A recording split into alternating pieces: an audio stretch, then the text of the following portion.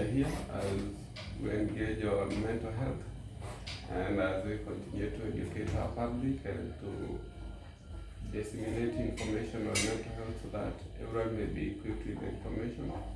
Today we are lucky to have a guest within us who is going to share through his struggles with mental health, and from that we'll be informed and we'll get to learn one or two things so that we make just a safe space for everyone in our society. Yeah. Welcome. Thank you. Introduce yourself. Okay. So, my name is Ian Onono Wekesa. I'm a 29-year-old child of God and a mental health advocate. Thank you, Wekesa. I'd like for you to tell our audience some of the challenges you have faced or your challenges in regard to mental health. Just share your experience. Okay. So, I was hit with depression in late 2017 while I was still in campus. Because I don't remember all the incidents, but most of the things I was just told about by my ex-girlfriend who was the one taking care of me in school.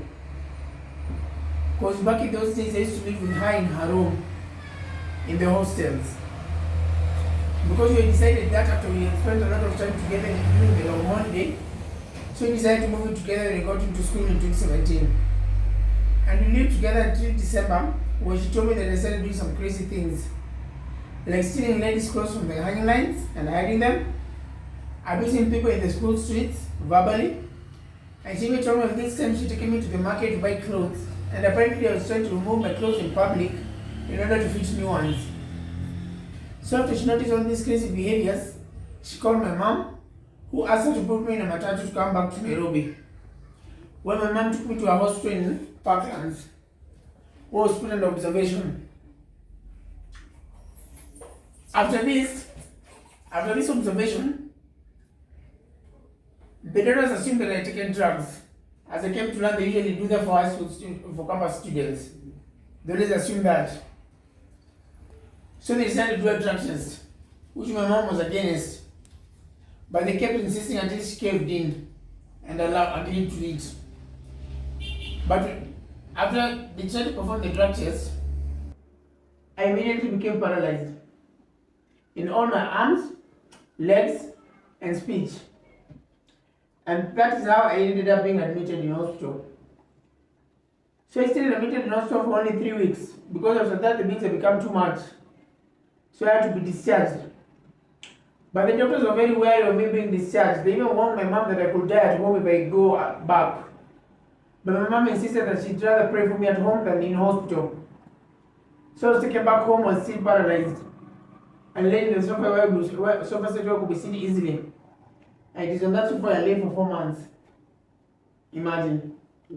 Doing nothing, but everything being done for me. I'm sorry for that.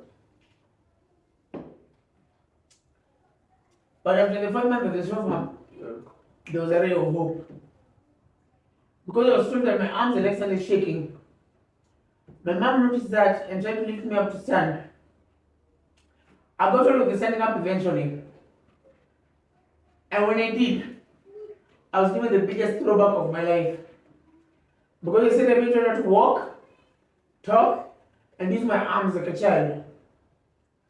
And that's how I started learning those things slowly by slowly. Until I got to this point where I would try walking, but I could not walk on my own. I was told by my first therapist that apparently back then I had not got a lot of coordination yet. So I would walk like a child, holding on to surfaces.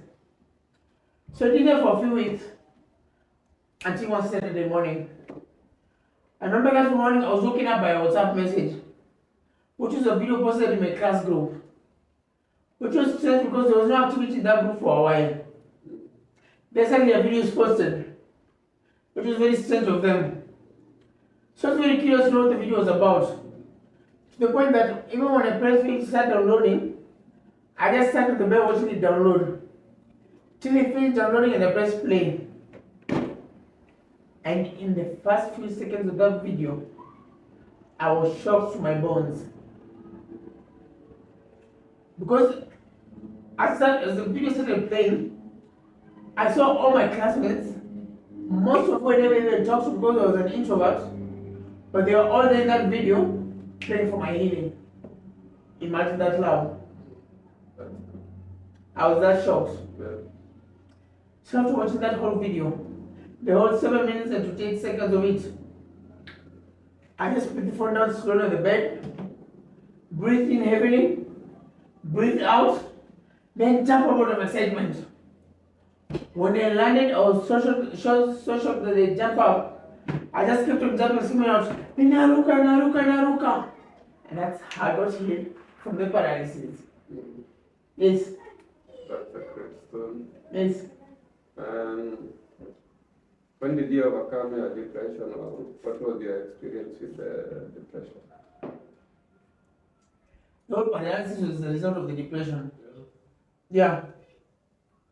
Because after that, after I got healed from the paralysis, bipolar kicked in as a side effect. And that is what I'm battling till now. But I believe in the God who healed me from the paralysis, it is the same God who healed me from this bipolar. Because it's already showing signs of healing.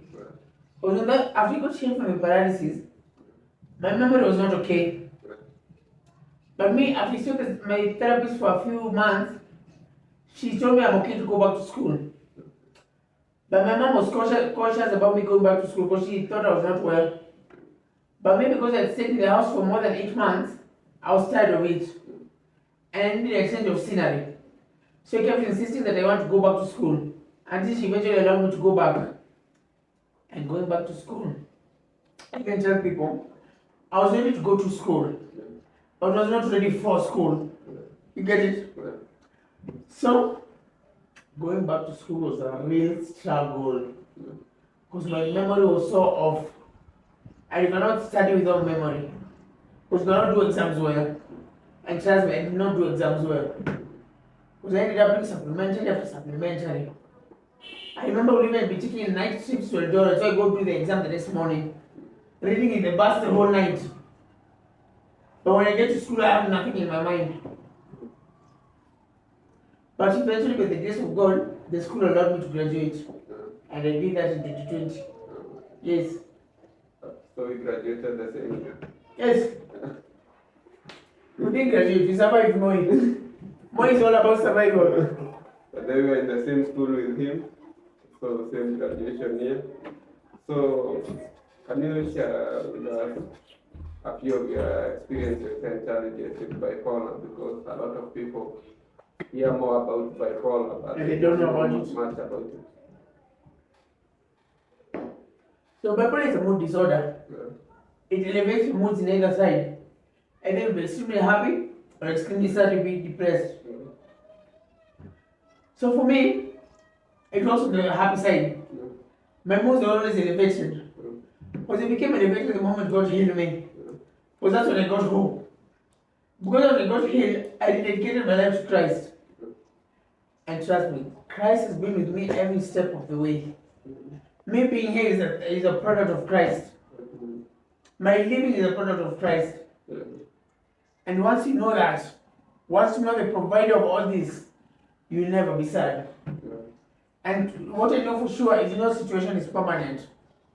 If I got healed from that paralysis that the doctor said I will die, this bipolar will also be healed even though they say it doesn't have a cure. Because Christ is the cure for everything.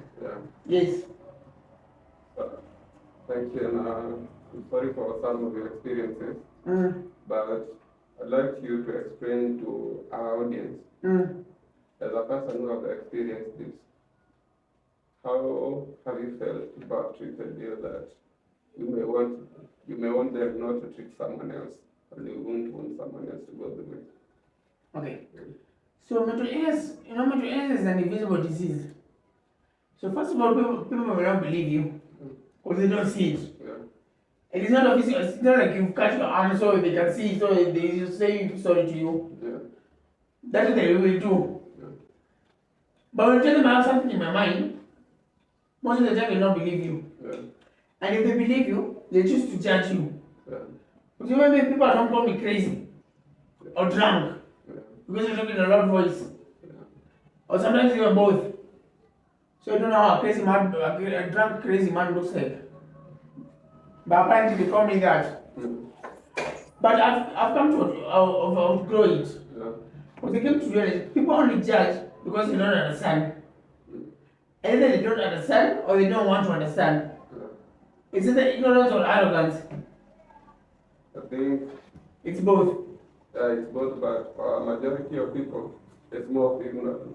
Yeah? For majority of people, it's ignorance. Yeah. True. They lack information. Yeah.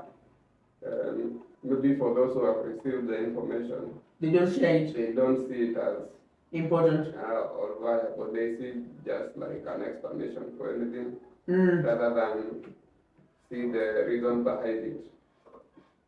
So, in your experience, as part of what you have experienced with your family, what can people who have individuals with such mental illnesses, what should their family do to help them, or how best can they be taken care of? So what I always believe is, I believe in talking. Because speaking out lets you offload that heaviness in your mind. Because most people with mental illness first need a listening ear. And not a listening ear that is walking in radio jumbo, ready to spread the news. A confident listening ear. So you out there who is a family member of someone with a mental illness, don't go spreading the story everywhere. You will just increase the stigmatization. Try and listen to understand, not listen to spread. Yeah. That's very helpful. Because I believe everyone deserves a support system that's reliable. True. And family plays a huge part in that. Yes. So we are grateful that despite the experiences that you have gone through, God has helped you overcome majorly. Amen. Most of the troubles. Yes. So our society is so naive on mental health. Sorry? Our society lacks the real information on mental health. That is, they even don't take it as serious as it should. As it should be. As you have shared your story, I've taken note of your experience with the doctor the first time you went. They saw it you had to consume drugs, you needed a drug test, in such a mentality. So, as a mental health advocate, and just a member of the society with people who are experiencing mental health issues, do you feel there is more that can be done maybe even in the Ministry of Health, even in our leaders here? Because unless it is embraced from the offset, I believe it will be hard even for people to address it as a change or as something that needs to be taken seriously. Yeah. How do you, in terms of your mental health experiences in the hospitals, medical personnel, how can you describe it? Okay, for me, I've been to a total of 3 different mental health hospitals, and the best of which was a private hospital. Okay, Abin was also private, but then it did a misconduct. But the system, after it finished campus in 2019, my mom had me admitted at Chiromole Medical Clinic. Because when I started talking, my voice was extremely loud. So she took me there for them to control it. And they managed to do that by giving me some medication called Kojipin, which is an antidepressant. So it was lowering my mood and keeping the bipolar at bay. But even they did not know what they are treating for, because they never diagnosed me with bipolar there. They were just giving me antidepressants. I mean something I came to realize, it's like doctors use me as guinea pigs.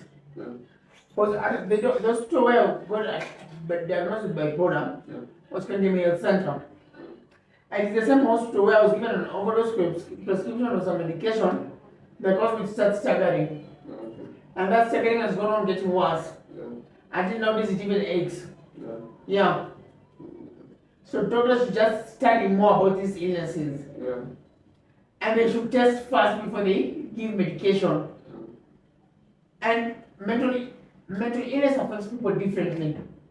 There is no format for this. This will help this way. This will show like this for everyone, because everyone's mind is different. So the medication that works on this person won't necessarily work on another person. Look at people individually and treat them individually. Don't take people as a group. You just make people suffer for nothing. Yes. I'm sorry for that. I asked that because I had several experiences from other people who went to a hospital because of their mental challenges, and they were either not treated for that or they were misdiagnosed. Yeah. So I've seen that pattern over time. Yeah. That's why I just wanted to hear your experience with the doctors. So moving forward, what have you been doing in terms of mental health, or how engaging can we engage the society in terms of mental health? So the people in the society, just plug yourself into these groups for mental health, because most of them have hangouts, forums, and things like that where information is disseminated to the public. And most, if not all of these events are free. They are not charged so that everyone goes. And if they are charged, it means they want people who are dedicated to coming. Okay? Yeah. So it's important that people continue engaging in events that are informing people on mental health. Yeah. And also it's important to continue gathering information on mental health. Because things keep evolving. In the medicine world, we see that even the doctors, the medication they were using in the past, they don't use it now. Yeah, because things are evolving. Yeah. If they had vaccines in the past, they keep trying to make them better depending on the changes. So also, even the science we use for certain diseases, they keep changing. Yeah. So also on mental health, people should keep getting informed. Yeah. Get new information every day. Engage in forums that discuss mental health.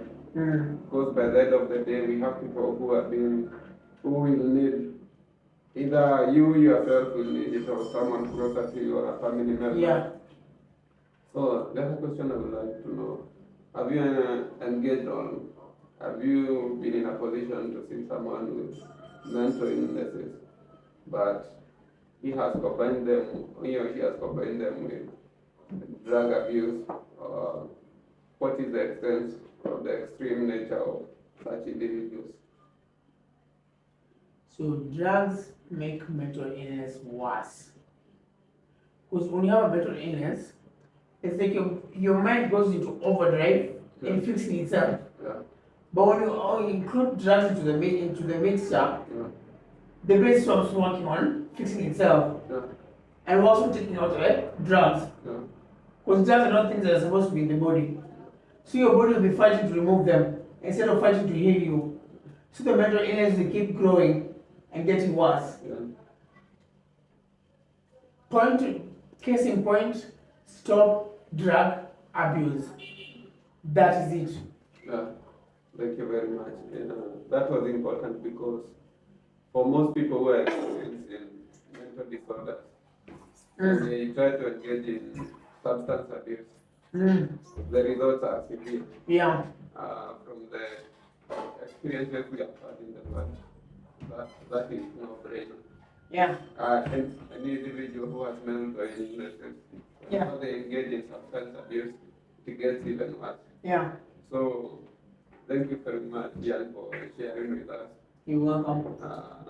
You can tell our audience anything else you would like to inform them or anything you have left out.